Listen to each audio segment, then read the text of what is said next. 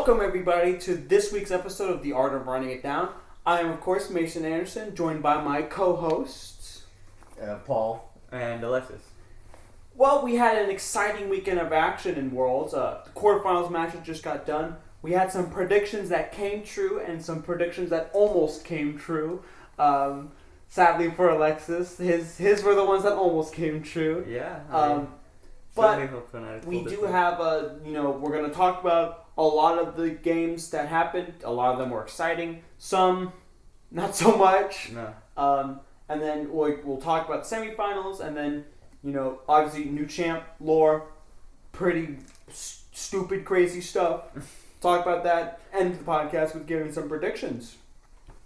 Sound like a plan? I heard she was a bitch. She is a bitch. She's a total fucking bitch. She's a psychopath, actually. Yeah, she's a psychopathic bitch. They usually go hand in hand. Yes. But, quarterfinals. A lot of quarterfinals games were interesting. We had two sweeps. We had Fnatic, who almost did the unthinkable, almost. And then we had, maybe the surprise of the tournament in Sunny gaining. But, let's start with Fnatic. Okay. Fnatic, obviously, Alexis, you picked them to win in 5. Yeah. You were probably super pumped that they almost got there. You know what? I saw the first 2 games. I was like, this doesn't even need to go to game 5. They could just win in 3. This will be done. I could go to sleep, and then this will be fine.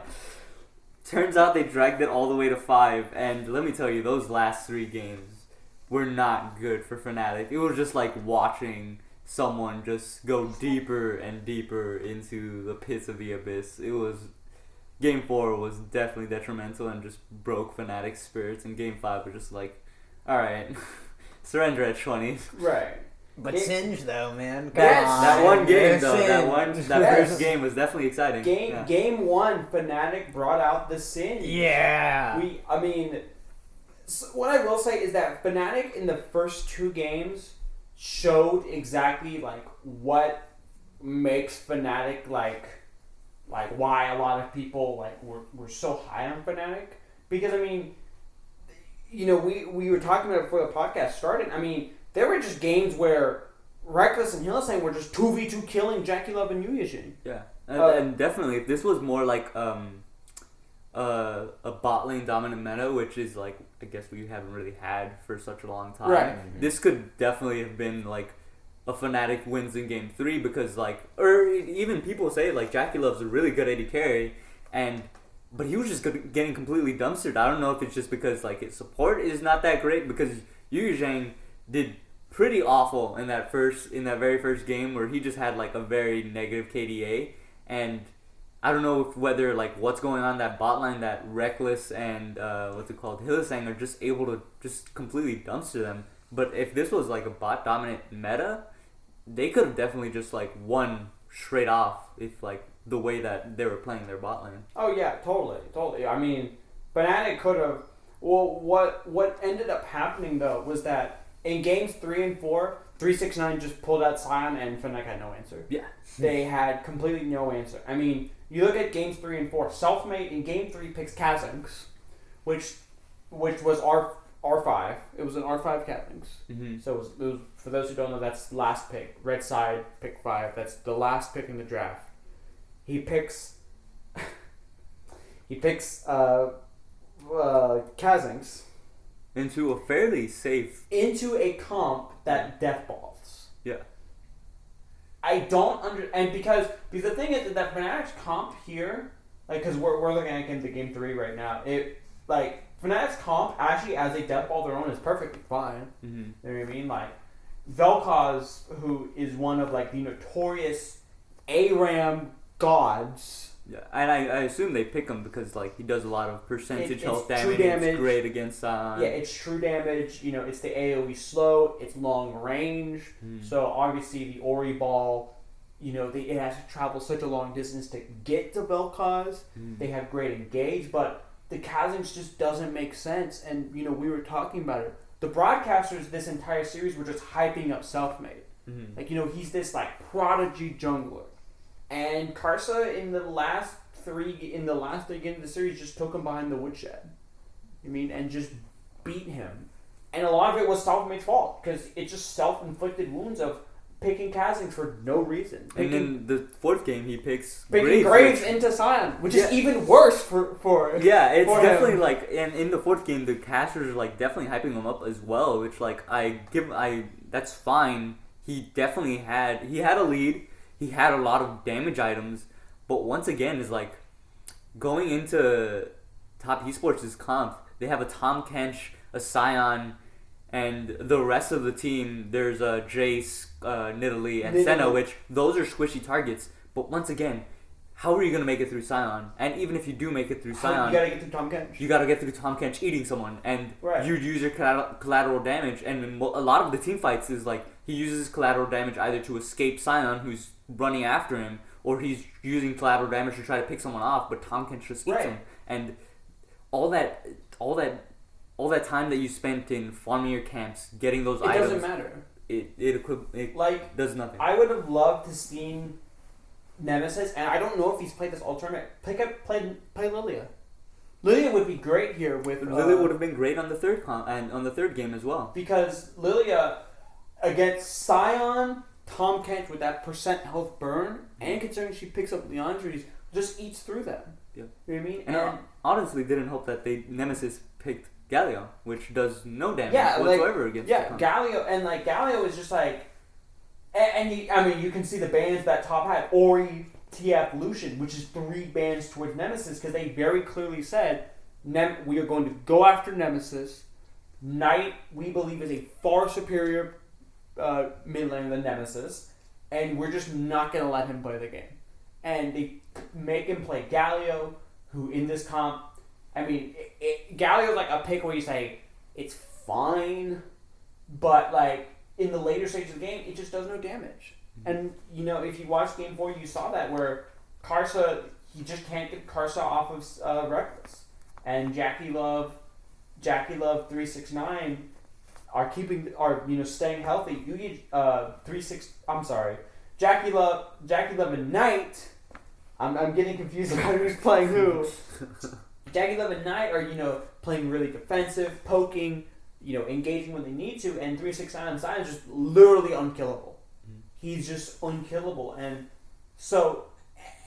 And I think either Game 4 or Game 3, 369 just fucking solos Whippo, who's playing Ornn. And we talk about how Ornn is just like this busted champion that has a good early game, has a good mid game, and he has a great late game. And he's like, all right, you're getting 1v1 by Sion, who's like not exactly like an amazing pick. He's like, what's going on there?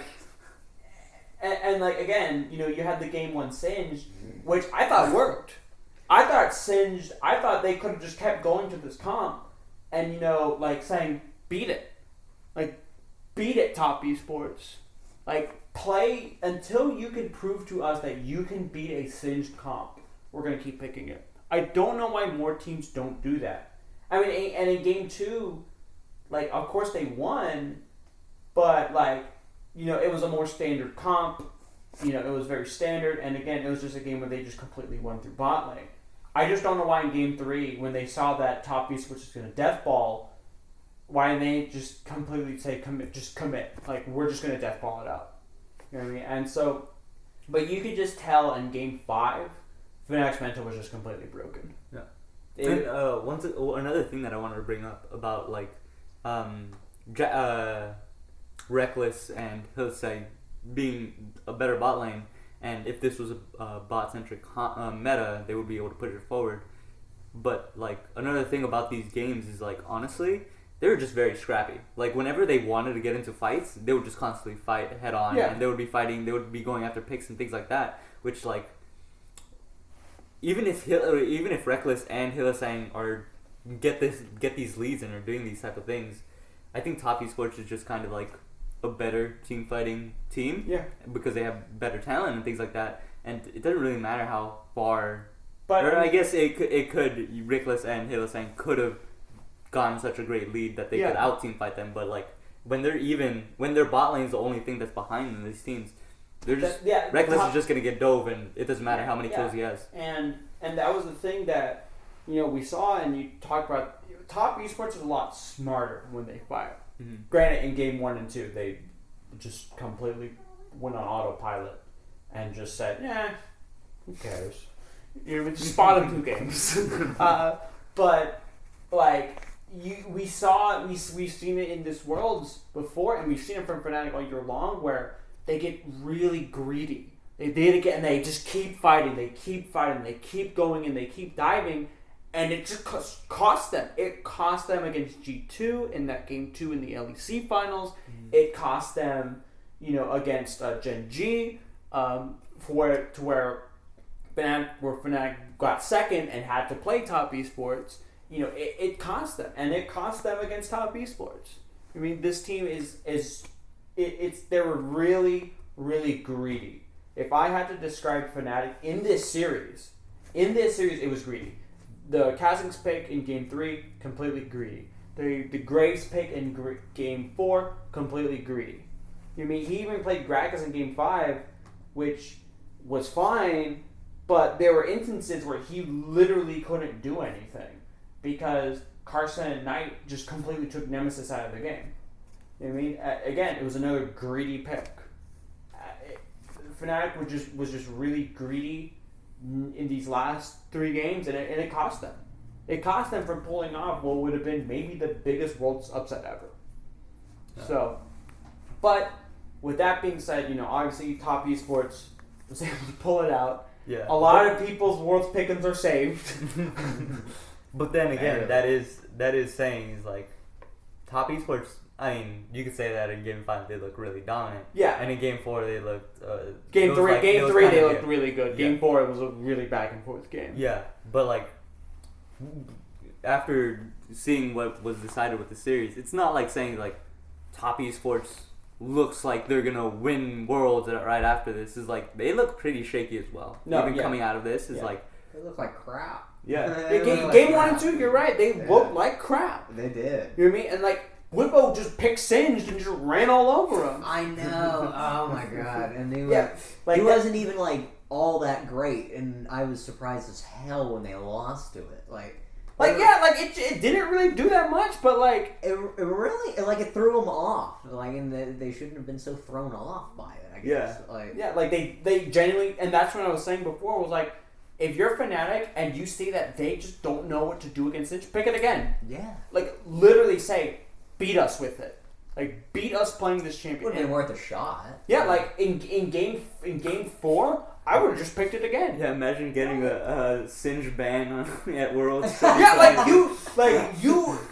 We don't know what to do against this. Make them ban Singe. Like, if you can win 2 games on Singe, they're gonna ban Singe. I don't think they could have gone that far. I think I think Ben could have all right, I'm just gonna fucking pick this champion and I'm 369. 369. I want to play all right, I'm playing Fiora. Get that crap out of here. You know what I mean? But speaking of Top Esports been shaking. Their opponent in the semifinals, who was Sun Gaming, looked fantastic against JDG. They won in 4 games. They lost the first game and then completely wiped JDG off Summoner's Rift in the last 3. Huang Feng had this was his coming out party, the world stage. I mean that not in that sense, but not in that sense, but in the sense that now he is now viewed as one of the top AD carries. Maybe even challenging Jackie Love, for the best AD carry in the world kind of deal, because he looked great. He hard carried Sunning against JDG, and they. Like we were saying before, they look like they are on fire right now. I didn't catch that Blitz game. How'd that turn out? Oh, the Blitz game? Oh, yeah, JDG lost. Yeah. They lost. But, and maybe it was because JDG just completely forgot how to draft. That's probably why they lost. Because, we were talking about Galio, and this is probably where we're going to get into our big Galio talk. They picked Galio in some of, the worst spots I've ever seen. It's terrible. I don't understand. I understand TF is a big pick because having a professional player these very very high up mid laners are able to play TF really well. He's able to play against these very early pressure mid laners like Akali or like something of the sorts that are gonna put a lot of pressure on you, and he could like stabilize against it, right. And then once he gets to 6th level, he can just roam around the map and just make these really big plays. And that's really important for professional players, right. Because you're not going to be focusing on solo kills. You're going to be focusing on getting picks and then influencing with those picks. You can then get like these other big priorities like Rift Herald or Dragon, so that you could stack for Soul. However, I feel like these teams are putting too much value in this TF, and when they see a TF picked, or like when they're not able to ban out TF, and they see TF picked, the opposing team always goes, or the losing teams are like, let's pick Galio, because Galio can match, and he goes well against AP, so he's not going to die against TF, and then whenever TF does Destiny, Galio is going to be there to protect, and that's fine. But when you're picking Galio against these team comps where we see in the second game, Gen.G picks Galio into Gangplank, Graves, Zoe, Jhin, and Leona. The only thing Galio is really hard to countering is like maybe Zoe in the early game. And probably Graves as the game goes on. Yeah, but that's it. He's gonna die instantly, or not die instantly to Gangplank, but once Gangplank gets in there, Galio doesn't matter. Once Jhin isn't really being affected all that much by Galio because he's staying at a distance, and then he's mainly used in late game for that ultimate. Galio does nothing in these comps, and it's really just like, why are you doing this when we see in the second game draft Orianna's free? Oh, Orianna's not picked or banned. Like you obviously Lucian's like gonna be almost like a 100% pick ban rate. Mm-hmm. Lucian's probably right now the best mid laner. He has the most early game damage. He really doesn't have losing matchups. And even in this game, he's like, they didn't even pick TF. They just decided to play Galio because they wanted to play Galio into Zoe. It's like Sunning banned Twisted Fate, and Gen.G says, "Oh sweet, we get," like it's almost like as Sunning was like, "Please pick Galio, like we want you to pick Galio because like once the game gets later." I think Gangplank. Let me check later on and see if he built it, because Gangplanks usually now go Leandries because of the. See, he didn't even build Leandries. Yeah. So for those who don't know, a standard build in Gangplank now is you go Leandries third because of your ultimate Cannon Barrage. It gives a lot of DPS to where you can stay split pushing and have huge team fight impact with Cannon Barrage. Right? Well, in this game, Bean didn't even go Leandries. He went Infinity Edge because he's saying, I don't need to do magic damage because they have a Galio. Like, Galio is paper to me. Yeah. And, like, you know, we have a screen graph right here where, like, we're all just watching that. Galio's 037. Like, and Zoe has just completely snowballed and can just one-shot. He doesn't apply any lane pressure. Like, the only thing he can ever really do is he has a good taunt, which is good in team fights, alright. But after he lands his taunt, what is he going to do? He's going to Q you, he's going to deal, like, a little bit of damage when he's building AP. I mean, it does some damage, but it's not like, oh my god, this worldwide Galio Q, we have to flash away from this Galio Q because it's going to kill us. Like, no. It's Galio is a champion where he's not strong. He doesn't do enough damage to one-shot you if he does his full combo. But he's not tanky enough to survive the fight. And he doesn't have enough long-range, reliable abilities to be a consistent damage threat in team fights. He's really just an answer to roams. And, like, I guess I can see why, because, you know, obviously if you're Renekton into Gangplank, as the Renekton, you want to put the early pressure, so you need to dive Gangplank, and so I guess Galio helps with that.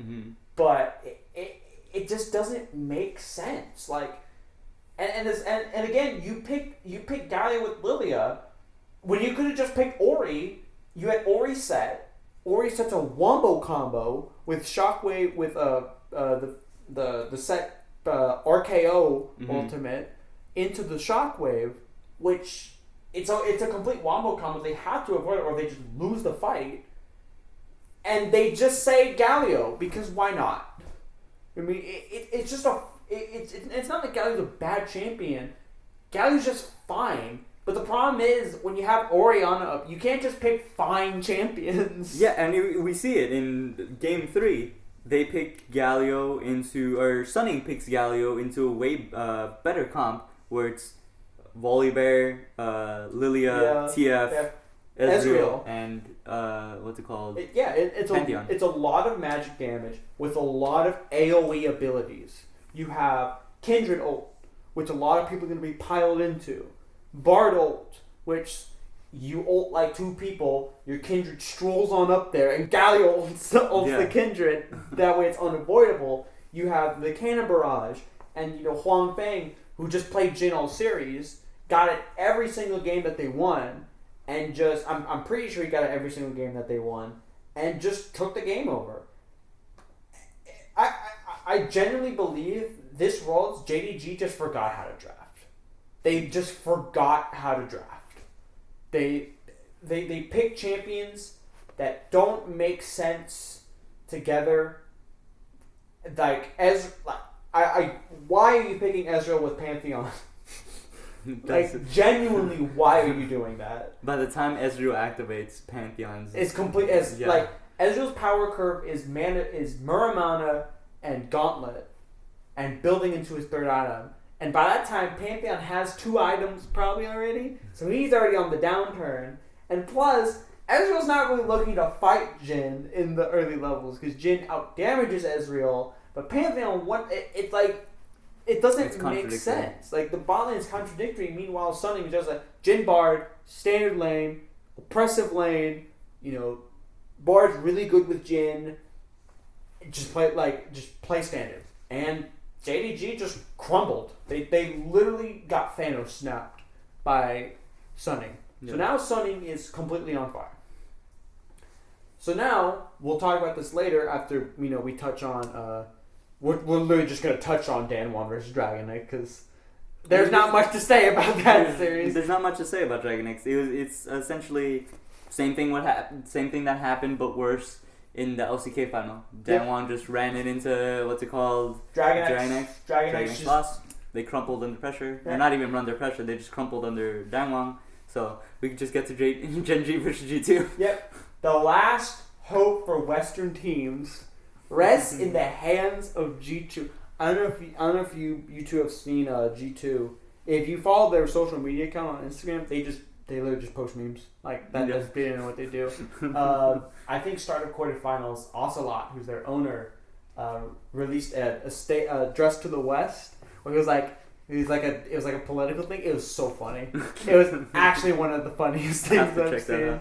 Yeah, it's really funny. But G2, in a match that a lot of people had Gen.G winning, stomp Gen.G in 3 games, and none of these games are really close at all. And it's not like Gen.G played horrible, but it was very much the worst case scenario that people were fearing for Gen.G versus G2. As Gen.G's going to play really passive and really clean, and G2's going to go crazy and win the game. Yeah. You know what I mean? mean? And as we see, once again, extending off the Galio point that I was talking about in the last series that we saw, in Gen.G versus G2, we see what I'd much rather prefer from these professional teams and these very good mid laners to do, is if TF is picked, just pick Sylas. Like, Sylas can pressure TF in the early game. He has not exactly the most amount of kill pressure, but he can potentially do something in the early game, and then late game, he can just take TF's ult, or like mid game, take TF's ult, match him match wherever he's TF is destining to, and then there you go. Now you have a Sylas that who's much better in skirmishes. Yeah, than a TF is. Yeah, and we see in these games, fucking if the Sylas is good, he's just gonna fucking dominate the entire team fight. Craps went off this series. Craps in game 2 was. Hold on, let me try and find the screenshot. For Caps in game 2 was 11-0-11 on Sylas. With fully stacked Magi Solstice. With a fully stacked Magi. Yes. BDD was 2-6-5. And therein lies the problem, where G2 just completely went crazy against Gen.G because Shen Camille. That's a matchup. That's an early counter pick for Shen, but Shen also can answer Twisted Fate. Again, I don't know why more teams don't do that. Where if they pick TF and Shen's open, pick Shen. I mean, Shen is like essentially a better Galio because he has a better laning phase. He could actually. He's not going to kill Camille, but he can like essentially match in damage, and then he can teleport to wherever TF is teleporting. But the most important thing, it's global. Yeah. Galio has to push and then leave the lane to then ult at level right. 6. Shen just has to click a target and they're ulted. I mean, Lilia, who is probably one of the best team fighting junglers right now because she has stupid amounts of AOE. And Jin Tom Kench against standard bot lane. But the Silas pick just completely rounds this comp out because realistically, who on Gen.G can stop Caps? I mean, you have Ashe Leona, which is fine. Which we've seen in this game. Ashe Leona just provides a better ultimate for Silas to steal. Yeah, it gives Silas a good ultimate to take. Like, that's the thing when you're playing in Silas. Tip at home: if they early pick Silas, consider picking champions that don't have great ult synergies that Silas can just take. Like, don't give your Silas Orianna ult. Yeah. Don't give your Silas Hecarim ult. A fully AP Silas with the Leona ult. Like, alright, Leona ult doesn't do that much damage, right? Because she doesn't go full AP. And she one-shots you. You're like, well, I tried my best. Yeah. But, yeah, I mean, G2 looked like the G2 that people were expecting coming into Worlds. Where they play very chaotic. Yeah. And they completely destroy LCK teams. Yeah, there is where most LCK teams outside of Damwon want to play super standard. Simple and clean, like Kingdom Hearts. Let's scale to the mid game, fight for dragon, let's do everything right. G2 is like, who cares? We're just gonna 5-man you in jungle. You know what I mean? I think this series, like, I forget if it is, but like they got something every single level 1. Was it this? Yeah, series? No, it was a series. Yeah. Every single level 1, G2 was like, you know what? Let's just fight you. Who cares? Yeah. Like, Yanko's played great, and a lot of people criticize him for his group stage performance. He looked great this series. Perks played Jin for 3 games in a row. Bless up. Sadly, couldn't be the magic number 4. But I mean, even in game 1, the opening game, I mean, we saw. I mean, yeah, G2 pulled out TF, but I mean, they banned Galio. So they said, we're gonna pick TF, we're gonna ban Galio. You know what I mean? And I think Gen.G was forced to go on to Azir. I don't know why you don't pick Orianna again, but I don't know. Maybe they just don't like the Orianna into TF matchup. I think they were just trying to scale really, really into what their comp was. But then if you're trying to scale, why would you ban Ornn? You're right. If they had already picked their top laner as well, yeah. If your comp is like, you know what, guys, we have an Azir, we have a Lilia, and Tarek's. For those who don't know, Tarek scales super hard into the late game. You know what I mean? Because once his heat's level 16, Cosmic Radiance is like a fucking no-second cooldown. Yeah. At level 1, Cosmic Radiance is... it's stupid. Like, it's like 3 minutes. Yeah, it's like, alright guys, at 20 minutes I'll be able to ult again. But again, this is the standard Gen.G comp. Let's scale, let's play clean. And look at G2's comp. Mickey playing Pantheon is just gonna lead the lane at like level 6 and just go roam. He'll be level 6 when BDD's level 13, but he doesn't care. You have Caps who's just gonna say, "Okay, Mickey, let's go roam." And Jin, who is long range setup. Camille, who I think that's just where they went to every single time they could, who just completely dumpsters Volibear as the game goes longer and longer. And Nidalee, who's just a really good jungler. And so this is why a lot of people are concerned. This is a great segue. Timestamp. Remember to put a timestamp here into G2 versus Damwon. That way I know how to mute them when I go back. That's the timestamp notification. A lot of people are now concerned about Damwon, who's obviously one of the tournament favorites against G2, because G2 looks really good. And if they play like they did against Gen.G, it kind of can be doomed for Damwon. Don't you think so? I think I'm still up in the air. I haven't seen much of Damwon like being at fault or like being like tripping up or doing any of these bad plays or anything.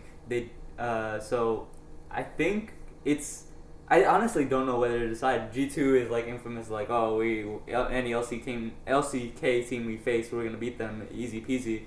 But like, Damwon is a tournament favorite. It feels different with Damwon though, doesn't it? Like they don't feel like the standard Korean. They don't feel like Dragon X and Gen.G. Yeah, if they want to fight against Dragon at level 5, they can definitely do that. Whereas like other LCK teams are gonna be like, all right, we'll give that to you, and we'll wait until like game. Yeah.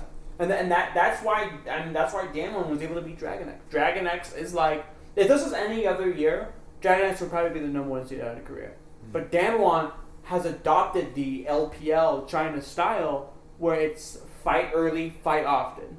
Mm-hmm. You know what I mean? And I'm on the fence too. G2 certainly look great.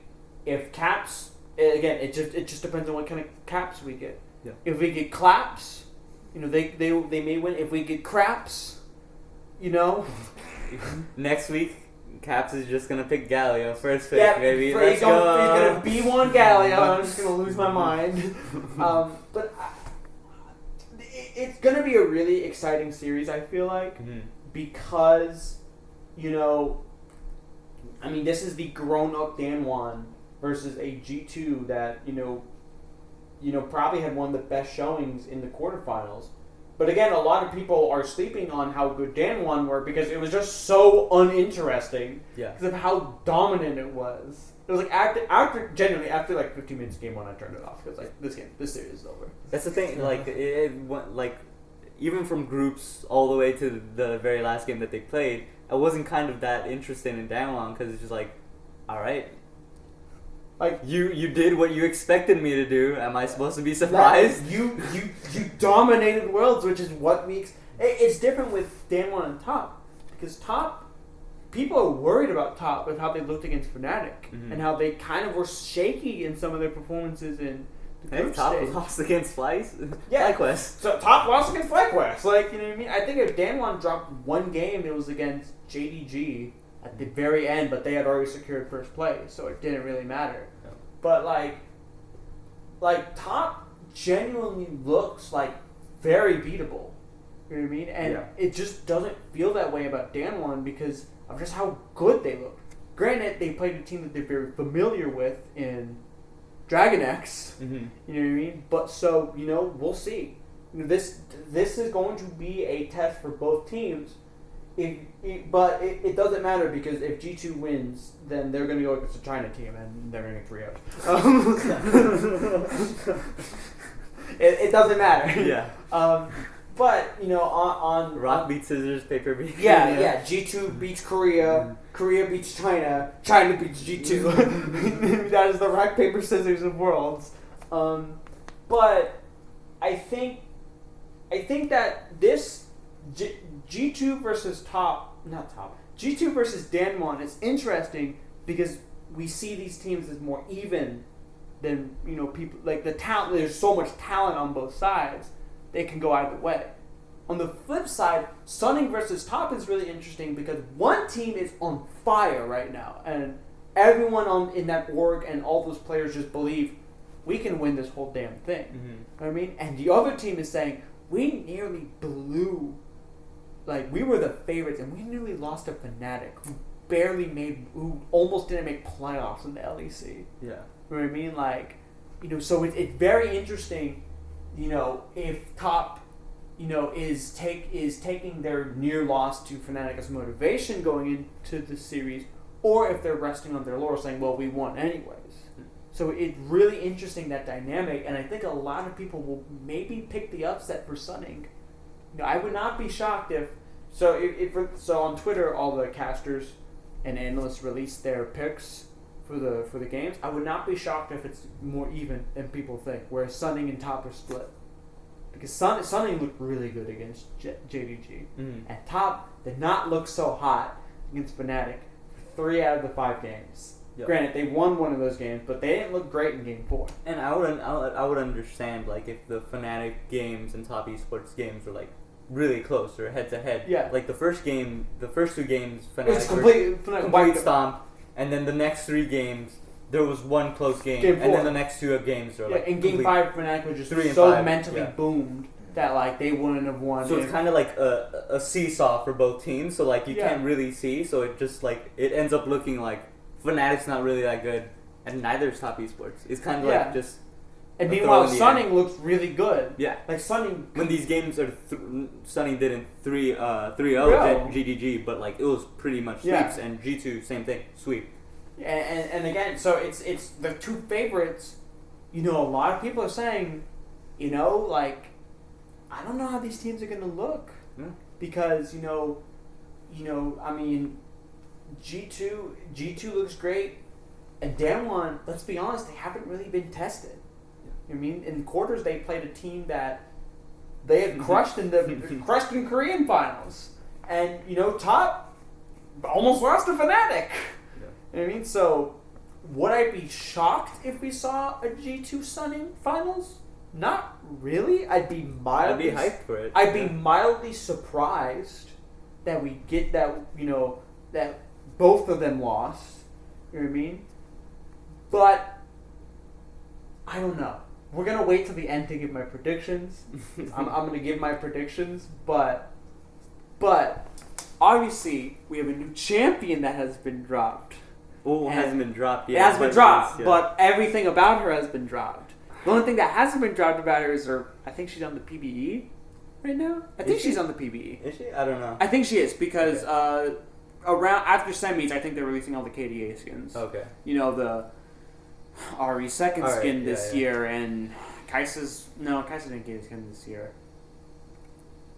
No, yeah, so Ari's second skin and all their second KDA skins, but and they're all gonna get prestiges again, I think. Probably because Kai'Sa's getting a prestige edition for hers, so I would assume they would give it all to them. But Ornn can't get one skin. Skarner hasn't had a skin in years. His people are getting genocide committed against him. Yes. And he's only getting one skin. Yes. And all I'm saying is, I'm not saying Spirit Blossom Ari is a bad skin. It's really good. But it was a really easy layup for them to give Jin a Spirit Blossom skin. It was a layup. It was right there. You never know. Maybe Jin has flowers in his lore. Think about it. In his Huang Fan, Jing, another world skin. Dude, if Huang Feng, you better pull this out. I bet I want my second Jin world skin. But knowing him, he'll probably pick like Twitch. He'll probably pick the rat. But so Seraphine, a lot of people. So let me just say this. I think gameplay wise, she looks pretty good. No. Like just strictly gameplay, not trying to say, because let's be honest here, she's Sona too. She's Sona. She's Sona with 200 years of game development. Yeah, she is Sona meets 200 years. Yeah. You know what I mean?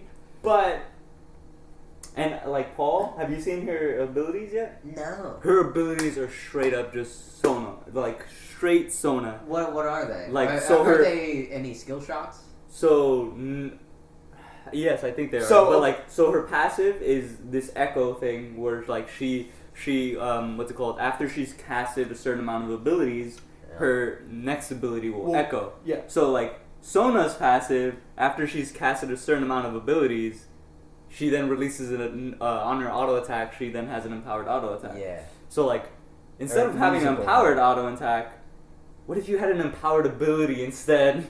So that's what Seraphine's passive is. Her Q is like her Q's an execute. It's like it's like an area of effect, and it does more AP damage the lower health they are. So you could cast it, and then since her passive is she'll cast it again. So it's every 3 abilities, I believe. Yeah. The next ability that you cast will echo. So you do first damage, and then you can execute with the other one. That's really good. Her second ability is just it's like Karma Mantra W. Yes. Where you press it, it gives everyone in an area a shield and movement speed, and then if she's already shielded, it'll heal everyone. So if her thing's echoed, she heals herself, and then because she already has a shield and her ability echoes, she heals everyone. Or so she it's like could also Sona W. Yeah, she could also synergize. You could have a Janna just shield her, which I don't think is the best thing, but she could then get 2 heals if her thing echoes. Yes, and then her E is it's like a straight line skill shot that slows in that line. Yeah, and then if someone's slowed, then it roots. They're roots. If there's someone's, and so if you're slowed before you get hit by the E, you become rooted by someone else's slow. Or her own. Or her own. Because so if you echo the E, it'll slow and then root when you're hit by the second one. And if you're rooted, you're stunned. And then her ult? And then her ult is... Sona ulti, baby. No way. It's Sona ulti, except it charms. Yes. And then allies in the path can extend it. Yes. So it's longer, Sona. So what the hell is the point of Sona now? That's what people were saying. Like, listen, Sona's mute, so she can't have a shit of conversation. Seraphine can take it all because Sona can't do shit. Why didn't they just rework Sona? Listen, who knows? Because Seraphine can have a KDA skin, baby. More skins is we can't have KDA Sona. It just doesn't make sense. Right? KDA Sona is just not cool. We gotta have KDA Seraphine. Sona. So in the past. Sona 2000 late. Sona who? Yeah. We got Sona 2. Yeah. There you go, man. Hey. So, and the thing is, it's like, and the way Riot marketed her is they gave her own, like, social media account. Like, she has her own Instagram, her own Twitter. Like, you know what I mean? Mm-hmm. And, you know, I think her lore is, like, she has the brim. Was it the? Let me just explain to you her lore. Yeah. I've been waiting for this. So, when they reworked Skarner, they decided to make Skarner like this. What's it called? Give him like this indigenous like theme where like he's a part of this ancient people that live off these crystals, and they like have this whole like spiritual journey and quest to find the specific crystals that resonates with them, because these crystals provide like a song of life and all this type of stuff. So these Brackern, which Skarner is, will go to find this crystal, and then once they get this crystal, their life will have so much meaning to them. And then, of course, humans being humans, they conquer. They're having this all-out war. So the Brackern like, all right, well, we're not gonna fuck with you, so we're just gonna hibernate for a little bit. But while they're hibernating, in Skarner's lore, his only story that he has, while they're hibernating, humans then start pillaging and gathering resources from the mountain, and they go into the Brackern and they start getting these crystals, and they're getting these souls in these crystals, and they're essentially like just devouring them all, not devouring them, but like using these crystals. So then Skarner's unleashed and he goes in this mad rage because these people are using his people as a resource. So Skarner murders a couple people, and then his whole journey is like, I'm gonna find the people that are doing this and I'm gonna try to put a stop to them. So then now comes Piltover and Zon. So Piltover is this very advanced society that uses these Hextech crystals to improve their society and do all these things. And the story, Piltover is like this very rich aristocratic nation, and then there's Zon, who is the remnants of like all this advanced production, like these working class people that are used. These working class people that are being used, this acidic sewage. It's League's version of Detroit. It's so nuclear that there's a fucking rat going around with a Tommy gun blasting people. So we have that. So then comes with Seraphine's, that is acknowledged with Seraphine, is that these Hextech crystals are actually Brackern. So we're using these people, these sentient souls, just to power our technology, just to have iPhones, just to have all that, just to do that, just to do that. And then Seraphine is this girl that has a magic power to like be able to like, her ears are very sensitive, so she like gets spooked and startled very easily. Oh, I'm so sensitive. So then the Piltover doctors, she's born into a rich family, so the Piltover doctors give her this bracken crystal that has a soul, and they put it into her ears so she can control it.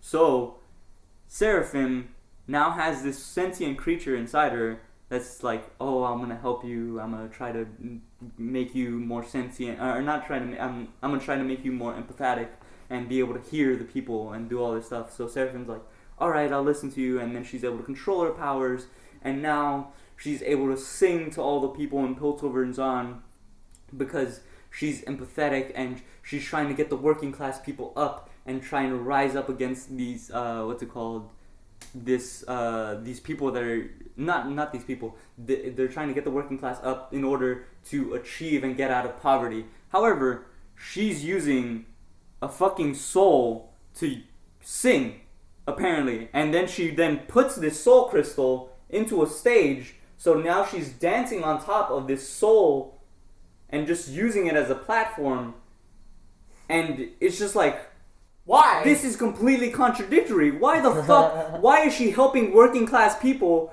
that are like in this impoverished state when she's literally using this fucking indigenous person? Of the damned. Oh my god! It's just like, Seraphine. How tone deaf are you, Riot? Yeah, it's a very dumb lore. It is very dumb, and it makes you really appreciate some of the other lore stories. Like, I don't know if you've ever read Camille's. Mm-hmm. Her lore story is fucking awesome. Yeah, She's Shen, part of Piltover and Zon. She's like really good. Jin, Shen, and Zed's is awesome, and it just doesn't. You feel so tone deaf to it too. It's really tone deaf because she has her own Instagram account, and like, she's like, oh, I'm like this, like the indie songwriter that you have in college, friend. That, guys, I'm just trying to make it, like, yeah. I'm just using the souls of the damned of the near extinct race. Her story can literally be like equated to this very Instagram famous, influencer that's like trying to spread the word of veganism, and is like, I'm trying to help the plants, and the meat industry is very bad, but at the very end of the day, I eat burger. At the very end of the day, the soybeans and all that shit is being farmed by slaves. It's like, yeah. All right, you're fucking eating a slave product, and you're putting these people into this slavery position because you just want to eat soybeans and you think the meat industry is really bad. It's like, really, what the fuck is going on here? It is a very contradictory story. I know all the other submates. I know she makes fun of Jin, so our subreddit hates her. All right, she disgraces the number 4, so we hate her. But to kind of wrap up this podcast, because I know we're running short on time here. Let's just give some quick predictions for semis. I guess I'll go ahead and start it right here. I think in Damwon G2, I think Damwon will probably win in 5. I think Showmaker and Nuggery. I don't think we see the same G2 that we saw against Gen.G, and even then, I think that if we do, Damwon will match them. I think G2 is good enough to take 2 games off. Like, Sunning versus Top, I am sticking with my boys. I said that they would be Gen.G. I was right. I say in 5 games they beat Top Esports, because if Jackie Love and Yuyanja play the same way they play against Fnatic, it's literally doomed for them. You want to go, Alexis? Yeah, I'll go ahead. You calm down now? I'm calmed down. I fucking hate Seraphine so goddamn much. I'm gonna go ahead and say that just because I truly believe in tradition, and I'm gonna say that G2 takes down the Korean team and they beat Damwon Gaming. I think it will be a game 5, and I think Damwon will like take them by surprise a little bit, and I think G2 will kind of have to adapt and overcome in their draft a little bit, and they'll be able to take them to game 5 in their final game. Right. It will be like 2. Damwon wins the first 2 games, and then they reverse sweep. Yeah. Okay. And then just to make things more interesting, and just say like, fuck the 2 teams that were predicted to win, be in the finals of Worlds. I'm gonna say Sunning versus Top Esports, but not just because I want to say like, right. Just for the memes, not for clout. Yeah. I want to say it because it's like, Jackie Love and Yu Yangja just looked like really bad in the games against Fnatic. Yeah. And even when they were winning, they still were getting like first blooded by Fnatic's bot lane. And Sunny's bot lane looks really good. So I think even if it's not a bot lane dominant meta, I think the gap is just going to be so big there that they're going to be able to... They're going to get bot gapped. Yeah. Bot abyss. Yeah. So, sorry, I didn't cut you off. Paul, you want to give some of your predictions? Are you gonna... I agree. Oh, with you guys. We're honestly. all picking... Oh, well, yeah. no, just based off of how, like, shit they were against Fnatic. Like, dude, it was... We're all off the top. We're all off the top bandwagon. Yeah. We're all... What are your thoughts on Seraphine, though?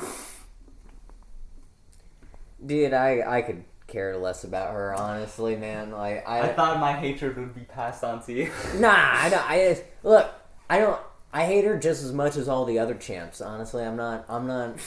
And she looks the same as the other champs. Like, Paul is indifferent. You want another Twitch? She's not cool. You know, it's like she's not a monster champ like Malphite or Cho'Gath. Yeah, now that is cool, but like I mean, she's not like wild, like in terms of like her abilities. Like Felios. Like, yeah, something like that. 5 guns. That's a little too crazy, but you know. Or like Samira with the Reaper ult. Like that's one thing about Seraphine, and I guess you know this is how we're gonna close it. Is my take on Seraphine is that she just seems very stale. Yeah. Like it doesn't feel like we're adding anything new to League. You just feel like we're releasing a champion that's going to be good, and that's it. Lauren does not sound interesting either. Like Karma. Like she feels like Karma. Let me be honest, Karma's one of the most boring champions in League of Legends. You know what I mean? And that's what she feels like. Yeah. But anyways, we'll leave you with that. This was the art. We'll leave you with our displeasure about Seraphine. Not displeasure, hatred. Utter damn. Indifference, displeasure, and hatred. Yeah. The three stages. Yeah. We're going to leave you with that. This was the art of running it down. Mm-hmm. Signing off. Bye-bye. Until next week. Seraphine, you deserve to run it down.